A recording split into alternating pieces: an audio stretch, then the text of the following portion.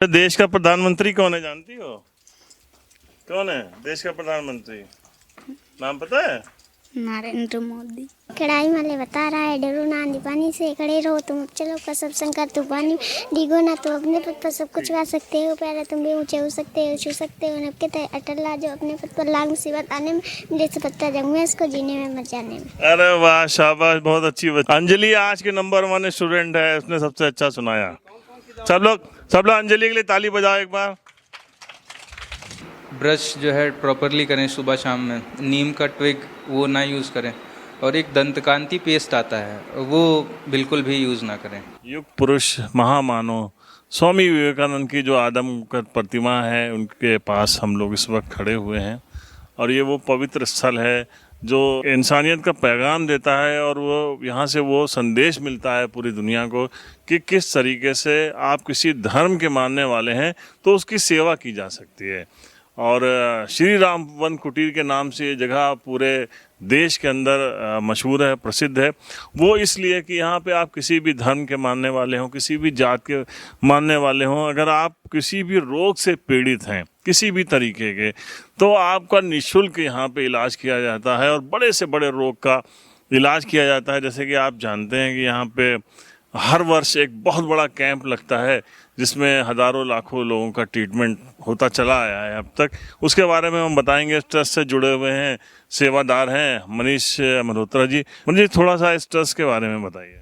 देखिए, ये जो ट्रस्ट है श्री राम वन कुटीर ट्रस्ट समिति के नाम से जानी जाती है, और यहाँ के जो फाउंडर थे वो स्वामी रामदास जी महाराज थे।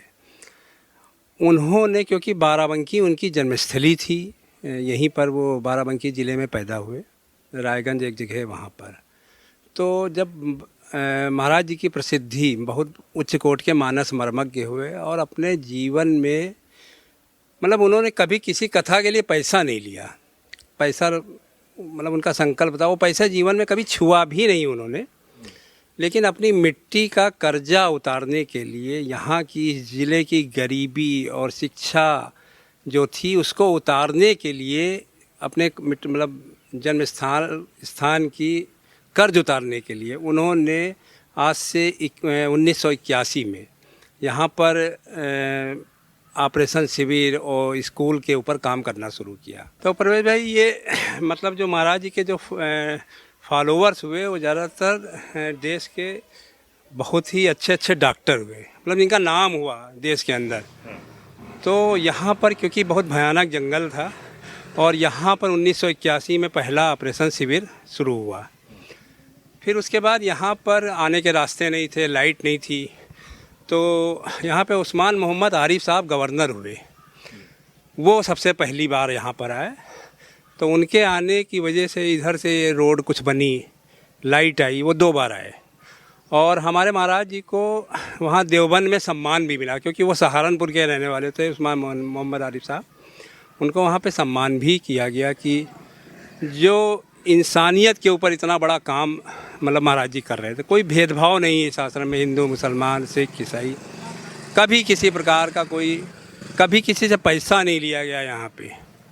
कभी किसी का ये प्रयास रहा कि यहाँ पर मतलब एक समान, क्या अरबपति हो क्या गरीब आदमी, सबका एक ही तरह से ट्रीटमेंट होता है, एक ही साथ उठते बैठते खाते पीते। फिर धीरे धीरे जब राम राम बाबा, तो उसके बाद जो है यहाँ पर मतलब स्वामी विवेकानंद से हमारे जो महाराज जी थे वो बहुत ही प्रभावित थे। जो उनका जीवन दर्शन था वही महाराज जी ने अपने उसमें अपनाया। फिर ये 1981 से पहला शिविर यहाँ पे शुरू होता है, पहला शिविर, और उसके बाद से लगातार इतने साल हो गए हैं यहाँ पर, और लगातार ये शिविर चल रहा है। प्रति वर्ष जो यहाँ पे कितने ऑपरेशन किस चीज़? 4000 ऑपरेशन होते हैं, किसी साल 3500 हो जाते हैं, किसी साल 4000 ऑपरेशन हो जाते हैं। तो उसमें नेत्र के, हार्निया, हाइड्रोसील, पाइल्स, गायनी, ये सारे ऑपरेशन होते हैं। और उसके अलावा हम लोगों का जो रामकृष्ण मिशन वो है बेलूर मठ जो है, वहाँ से गवर्न होता है लखनऊ का रामकृष्ण मिशन, रामकृष्ण मठ जिसको बोला जाता है। तो वहाँ के जो महाराज जी हैं स्वामी मुक्तिनाथानंद जी, इस समय वर्तमान में हैं, वो देखभाल कर रहे हैं स्वामी मुक्तिनाथानंद जी। तो आज 32 सालों से हर गुरुवार को यहाँ पर ओपीडी होती है। तो इसमें आई के डॉक्टर आते हैं, इसमें डेंटल विभाग चलता है, इसमें फिजिशियन आते हैं, इसमें मतलब अब तो महिला स्त्री रोग विशेषज्ञ भी आने लगी हैं, होम्योपैथिक डिपार्टमेंट चलता है, बच्चों का डिपार्टमेंट चलता है और आयुर्वेदिक डिपार्टमेंट चलता है। तो 10 रुपए की एक बार में बुक बन जाती है और उसी के अंदर रजिस्ट्रेशन पहले नहीं पड़ता था, लेकिन अब 10 रुपए की बुक वो बनने लगी है। इसमें फ़ोटो लगी होती है, आधार नंबर दर्ज होता है, फिर उसी किताब में जिस डिपार्टमेंट में आपको दिखाना है तो लिख दिया जाता है कि इस डिपार्टमेंट में आप चले जाइए। वहाँ के डॉक्टर जो है देख लेते हैं।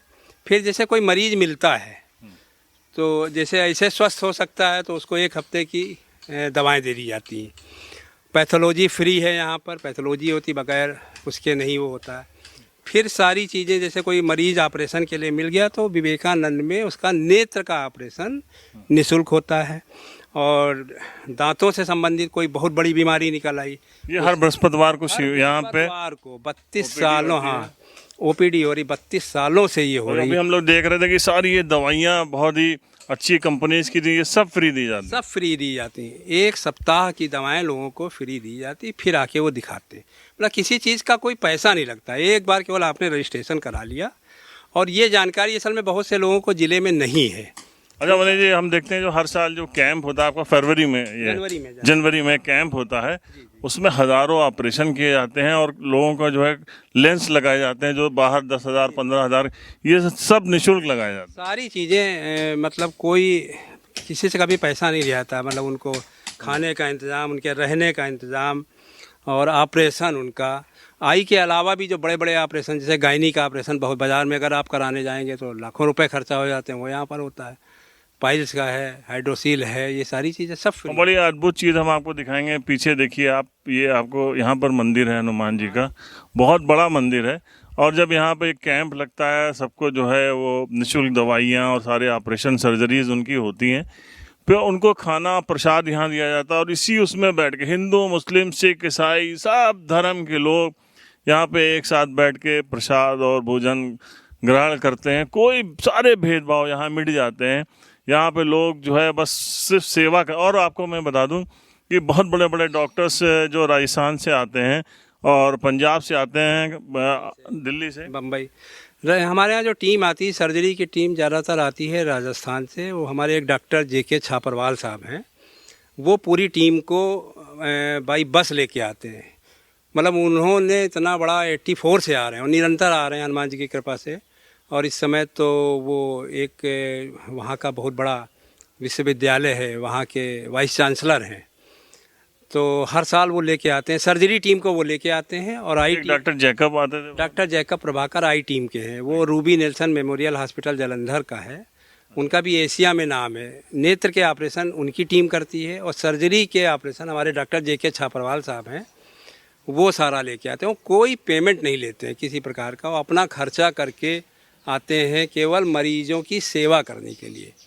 और महाराज जी ने जो उनको संस्कार दिए हैं कि ज़्यादातर मतलब आज की डेट पे एजुकेशन मतलब हेल्थ सबसे महंगा माना जाता है। कि 2 चीज़ें आदमी को एजुकेशन में ज़्यादातर लोगों का पैसा जा रहा है, और भगवान ना करे कभी किसी को कोई बीमारी हो, बीमारी में लोगों के घर बिके जा रहे हैं। बस सारी चीज़ें। एक चीज़ और आपको दिखाते हैं, कुछ हमारे पास पुराने वीडियोस हैं जो पिछले साल के कैंप के हैं, वो हम आपको दिखाएंगे। ये आप उसको यहाँ पे देख सकते हैं कैसे बिल्कुल एक उत्सव की तरह होता है। लोग, हज़ारों लोग इस कैंप में आते हैं, सेवाएं देते हैं। बड़े बड़े डॉक्टर्स जो है MD PhD, वो उनमें सबसे जो एक बड़ी इम्पोर्टेंट बात यह है कि जब जो यहाँ पे वो कैंप लगते हैं, उस कैंप में निःशुल्क जो कैंप लगते हैं, उसके अलावा आप देखते थे जो आई सर्जरीज होती थी, उसमें कई बार पता चला कि लोगों की आंखों की रोशनी चली गई। और फिर उसके बाद जब काफ़ी बवाल हुआ और सरकार ने पाबंदी लगा दी, लेकिन यहाँ की जो OT है, जब उसकी पूरी जांच की गई तो पाया गया कि सबसे मतलब जो लेटेस्ट और सबसे सेफ OT होती है, उनमें यहाँ की OT है। उसके बाद फिर गवर्नमेंट ने इसकी परमिशन दी और तब से मतलब लगातार यहाँ पे, और आज तक कोई भी एक केस, ये ऊपर वाले का एक आशीर्वाद होता है, ऊपर वाले का साथ होता है कि जब आप कोई काम बड़े मन से करते हैं, साफ मन से करते हैं, सेवा भाव से करते हैं, तो कोई काम बिगड़ता नहीं। हज़ारों सर्जरी, लाखों सर्जरी अब तक यहाँ पे हो चुकी हैं।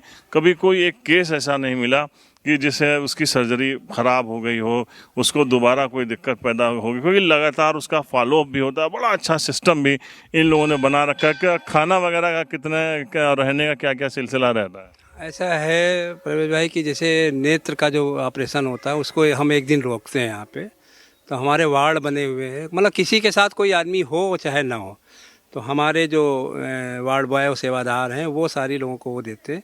तो ऑपरेशन वाले दिन उनको रात में दूध दिया जाता है और ब्रेड दी जाती है। फिर दूसरे दिन उनको खिचड़ी खिला के वापस किया जाता है।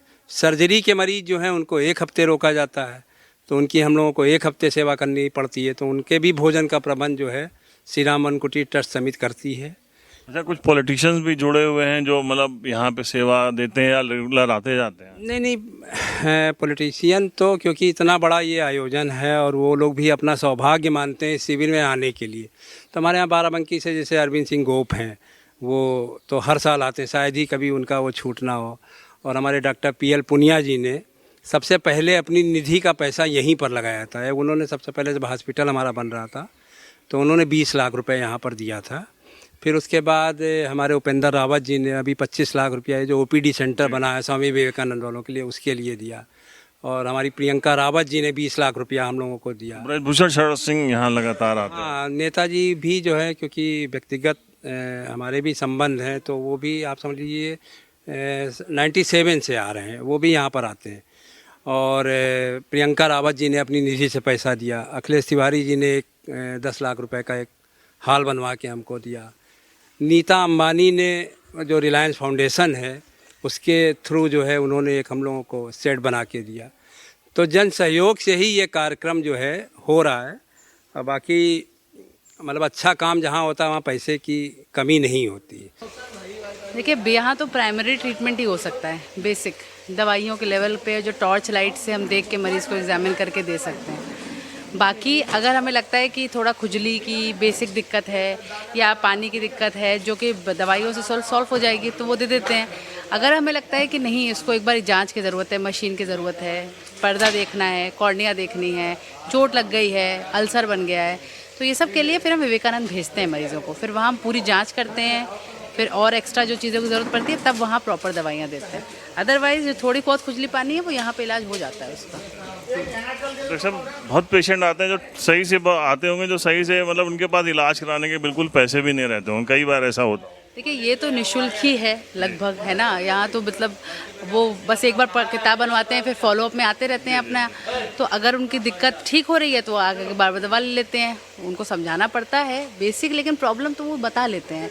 और जो नहीं समझ पाते हैं वो हम फिर जाँच कर लेते हैं। अगर यहाँ की जाँच काफ़ी है तो ठीक है, नहीं तो फिर हम मशीन पे वहाँ बुला के जांच कर लेते हैं। ज़्यादातर मोतियाबिंद वाले हैं जिनको ऑपरेशन कराना है, जो अभी यहाँ होता है वहाँ करा लेते हैं, और जो यहाँ ख़त्म हो जाते हैं फिर वो साल भर वहीं आके ऑपरेशन कराते हैं। मेन प्रॉब्लम मोतियाबिंद की है, चोट की है और खुजली की है, यही। अच्छा, जो गांव के पेशेंट हैं जो उनका सही से ट्रीटमेंट नहीं होता है या छोटी छोटी जो प्रॉब्लम्स होती हैं, उनके लिए क्या आप कोई मैसेज है कि लोग किस तरीके से मतलब अपने आँखों की केयर कर सकते हैं, या इन जनरल लोग कैसे केयर कर सकते हैं? जनरल भी मेन तो देखिए, मेन दिक्कत इन लोग की है चोट लगने की, खुजली पानी की।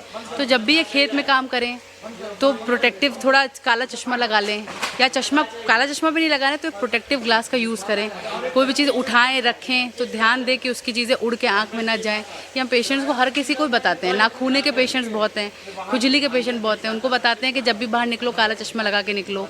धूल धूप में बच्चे कम निकलें क्योंकि उनको एलर्जी की दिक्कत बन जाती है, पैदाइशी एलर्जी होती है, वो एलर्जी ज़िंदगी भर फिर चल जाती है। तो ये हम हर बच्चे को मैसेज देते ही हैं, पेरेंट्स को खासकर, कि बच्चों को ज़िंदगी भर वो एलर्जी ना हो तो धूल धूप में कम निकलें, काला चश्मा लगा के निकलें, बर्फ़ से सिकाई करें। ये एक रूटीन में अगर करें अगर एलर्जी वाले सीज़न में तो फिर उनको बेटर रहेगा।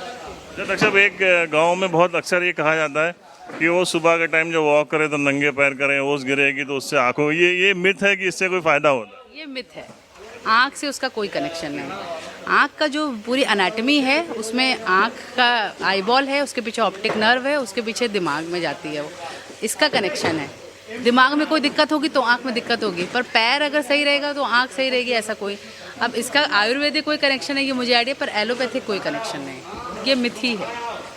बेटर है वॉक करना, सेंसरी स्टिमुलेशन है, वो कोई ख़राब बात नहीं, पर आँख के लिए अच्छा है ऐसा कुछ नहीं। अगर उनमें कैविटीज़ या कीरीज ज़्यादा होंगी तो उनमें जो है फिलिंग का अगर ऑप्शन होता है तो हम फिलिंग करते हैं। और ज़्यादातर पेशेंट तो गांव का एरिया है तो दांत गंदे और स्केलिंग वगैरह के लिए ही आते हैं, तो वो भी होता है यहाँ पे। और अगर बहुत ज़्यादा सीवियर कीरीज हैं निकलवाने का ऑप्शन भी रहता है तो वो भी हो जाता है। सारा ही इलाज होता है यहाँ पे। और प्रिकॉशन में उनको अगर स्केलिंग के बाद में माउथ वॉश वगैरह ये सब जो है वो हम लोग प्रिस्क्राइब करते हैं यहाँ पे। सब गांव की जो लोग हैं बहुत ज़्यादा अवेयर नहीं होते हैं, तो बेसिक क्या गलती करते हैं जिससे उनके दांत जल्दी ख़राब होते हैं? बेसिक गलती यही है कि टूथपेस्ट जो है उनको नहीं मालूम होता है कौन सा इस्तेमाल करना है। और ब्रश भी कुछ लोग होते हैं नीम का जो ट्विग आता है उससे ब्रश करते हैं, प्रॉपर ब्रश नहीं यूज़ करते। और स्मोकिंग है, टोबैको है, इन सब से भी काफ़ी हार्मफुल इफ़ेक्ट रहता है। और अगर दांत जो है इनिशियल स्टेज में जैसे ख़राब हुआ है, तुरंत अगर वो आके दिखा लें तो बहुत आगे तक की बढ़ेगा ही नहीं, उसमें हम फिलिंग वगैरह करके ख़त्म कर देंगे उसको वहीं पे। मगर ये होता है कि हो जाता है थोड़ा सा, फिर उसको अवॉइड करते हैं, इग्नोर करते हैं। जिसमें जब इन्फेक्शन ज़्यादा होता है तब आते हैं, तो उनमें निकालने का ही ऑप्शन रहता है फिर हमारे पास में। कितने पेशेंट आते होंगे यहाँ पे जब आपका ये वीकली यहाँ पे शिविर लगता है? तो यहाँ पे 35 पेशेंट्स आ जाते हैं वीकली यहाँ पे। पहले थोड़ा सा और ज़्यादा आते थे, 60 to 65, बट इस टाइम थोड़ा कम रह रहे हैं। आप क्या कहना चाहते हैं जो गांव के लोग हैं या जो भी इन जनरल वो अपने दांतों के केयर के लिए क्या करें? अब यही है कि ब्रश जो है प्रॉपरली करें सुबह शाम में, नीम का ट्विग वो ना यूज़ करें, और एक दंतकांति पेस्ट आता है वो बिल्कुल भी यूज़ ना करें। क्योंकि उसको यूज़ करने से क्या होता है कि दांत जब इनिशियल स्टेज पे थोड़ा सा ख़राब होता है, उससे ब्रश कर लो तो पेन वगैरह सब ख़त्म हो जाता है। फिर जब दांत बहुत ज़्यादा ख़राब हो जाता है तब वो पेस्ट भी नहीं काम करता है, तो वो ना यूज़ करें, वो ज़्यादा सही रहेगा। कौन से यूज़ कर सकते हैं? यूज़ जिनमें फ्लोराइड कंटेंट ज़्यादा हो वो पेस्ट यूज़ करें। जो कि अगर हमारा केरीज है, अगर वो पेस्ट हमने यूज़ किया जिसमें फ्लोराइड है, तो वो रीमिनरलाइजेशन वगैरह फिर से करके दांत को थोड़ा और अच्छा बना देता है। अच्छा, ये कहते हैं कि जो गांव में कि वो दतून तोड़ ली और नीम की तोड़ ली, उससे कर लिया तो सब कीटाणु मर गए, दांत अच्छे हो गए, ये क्या है? नहीं, ये मिथ है, ये कोई इसमें फैक्ट नहीं है। दतून से कायदे से हमारी क्लीनिंग भी नहीं हो पाती है, तो जहाँ पे क्लीनिंग नहीं होती है वहाँ पे कीरीज हैं, गंदगी है, सब उसी से आगे दिक्कत बन जाती हैं। तो ट्विग ब्रश प्रॉपर यूज़ करें, नीम की दतून और ये सब नहीं, बिल्कुल नहीं यूज़ करें। अच्छा, वो गांव में देखा कि तेज़ दर्द हुआ तो फ़ौरन वो चले गए और एक ब्रूफेन या इस टाइप की जो दर्द की टेबलेट ले ली, उसमें तेज़ दर्द में क्या करना चाहिए? तेज़ दर्द में जो है एक एंटीबायोटिक सबसे पहले लेना चाहिए अगर स्वेलिंग है तो। और पेन में आपका एसपी वगैरह टैबलेट्स आती हैं, सेरेटोपेप्टिडेज और पैरासीटामोल दोनों का कॉम्बिनेशन होता है, तो उसमें काफ़ी अच्छा रिलीफ मिलता है पेशेंट। मतलब बेहतर है कि आप डॉक्टर को दिखा के ही दवा दवा लें, जी जी, उससे हाँ, डॉक्टर के पास आएँ, दिखाएं तो दवा जो प्रिस्क्राइब करेंगे वो सही रहती है। तो इस आश्रम की एक और विशेषता आप देख रहे हैं, यहाँ पे नौनिहाल हैं, नन्हे मुन्ने बच्चे हैं, बहुत ही ये स्लम्स एरिया से आते हैं, और इन बच्चों को यहाँ पे निःशुल्क शिक्षा दी जाती है और अच्छी मॉडर्न एजुकेशन उनको दी जा रही है, जिसमें कंप्यूटर की भी पढ़ाई चल रही है। उसके साथ साथ इनको खाना पीना, इनका स्वास्थ्य लगातार इनका जो है वो जांच होती रहती है, और उसके बाद इनको दवाइयाँ भी। कोई बच्चा जो है वो शिक्षा से वंचित ना रहे, हम सब चाहते हैं, सरकार चाहती है। उसी का एक नज़ारा, एक नज़ीर है यहाँ पे। आप देख सकते हैं छोटे छोटे बच्चे यहाँ पे पढ़ रहे हैं। और इसके अलावा जो और मनीष जी ने भी बताया कि इनका इंटर तक, हाई स्कूल तक जो है दूसरा एक कॉलेज है, लेकिन ये वो बच्चे हैं जो किसी वजह से, किन्हीं वजह से स्कूल नहीं जा पा रहे थे, उनको शिक्षा दी जा रही है और मॉडर्न एजुकेशन उनको दिया जा रहा है। इससे बात कर रहा, क्या नाम है तुम्हारा? सालनी। शालिनी, कब से पढ़ रही हो यहाँ पे तुम? 2 दिन से। अभी कौन से क्लास में हो?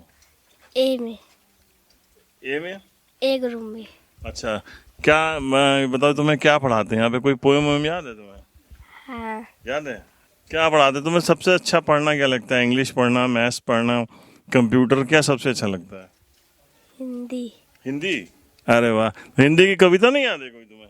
याद है। कौन सी याद है, बताओ जल्दी से, 2 लाइन सुनाओ।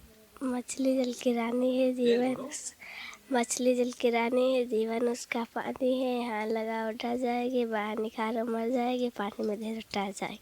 मछली देखा है तुमने कभी? अच्छा, देश का प्रधानमंत्री कौन है जानती हो? कौन है देश का प्रधानमंत्री? नाम पता है? नरेंद्र मोदी। नरेंद्र मोदी जी। अच्छा, बहुत अच्छा। कौन है देश का राष्ट्रपति? कौन है पता है तुम्हें? राष्ट्रपति का नाम जानती हो? प्रधानमंत्री का, मुख्यमंत्री का जानती हो? क्या नाम है? बताओ, जल्दी बताओ। बोलो बेटा। मोदी यहाँ का मुख्यमंत्री कौन है? याद कर लो आराम से। योगी जी का नाम सुना है? योगी जी कौन है? अच्छा, तुम बताओ, तुम्हारा क्या नाम है? इधर देखो कैमरे की तरफ। क्या नाम है तुम्हारा? अनन्या। हम्म? अनन्या। कौन सी क्लास में हो? कोई क्रिकेट का कोई खिलाड़ी, क्रिकेट देखते हो कभी? क्रिकेट देखते हो? कोई खिलाड़ी का नाम पता है? किसी खिलाड़ी, विराट कोहली को भी नहीं जानते? धोनी को? कौन सा खेल खेलते हो? है कोई खेल खेलते हो कि नहीं? कौन सा? तुम्हारा क्या नाम है? कुमकुम। कुमकुम कौन सी कक्षा में हो? बी में। बी में। अच्छा, कोई पोएम याद है तुम्हें? कौन सी याद है बताओ? चलिए, बड़े प्यारे बच्चे, छोटे छोटे बच्चे, देखो ये मुस्कुरा रही है, ये बहुत शरारती लड़की है। क्या नाम है तुम्हारा? अंजलि। तुम्हें कोई पोएम याद है? याद है? अरे वाह, कौन सी याद है? सुनाओ जरा, एक लाइन सुनाओ फिर जल्दी से। कढ़ाई वाले बता रहा है, डरो ना आंधी पानी से, खड़े रहो तुम अब चलो कसम संकर तूफानी, डिगो ना तो अपने पद पर सब कुछ गा सकते हो, प्यारे तुम भी ऊंचे हो सकते हो, छू सकते हो नब के तय अटल ला, जो अपने पद पर लाग मुसीबत आने में मिले से पत्ता जंग में, इसको जीने में मर जाने में। अरे वाह, शाबाश, बहुत अच्छी बच्ची है, बहुत बढ़िया। देखा क्या नाम बताया तुमने अपना? अंजलि आज के नंबर 1 स्टूडेंट है, उसने सबसे अच्छा सुनाया। सब लोग अंजलि के लिए ताली बजाओ एक बार। मेरी कोशिश रहती है कि कोई भी उन मुद्दों को कवर किया जाए, ज़्यादातर वहाँ तक पहुँचा जाए जो लोग वाकई समाज के लिए कुछ कर रहे हैं। हमारी यही कोशिश है, हमारी जो संस्था साझी विरासत है, हम लोग भी कुछ ना कुछ करते रहते हैं या करने की कोशिश करते हैं। तो अगर ऊपर वाले ने आपको संपन्न किया है, आपको कुछ दिया है और आप अपने धर्म से जुड़े हैं, धार्मिक इंसान हैं और वाकई धर्म के लिए कुछ करना चाहते हैं, तो आप एक बार यहाँ आके देखिए। जनवरी के उसमें जो यहाँ पे वार्षिक जो इनका कैंप लगता है, वो जनवरी माह में 10 दिन का कैंप होता है।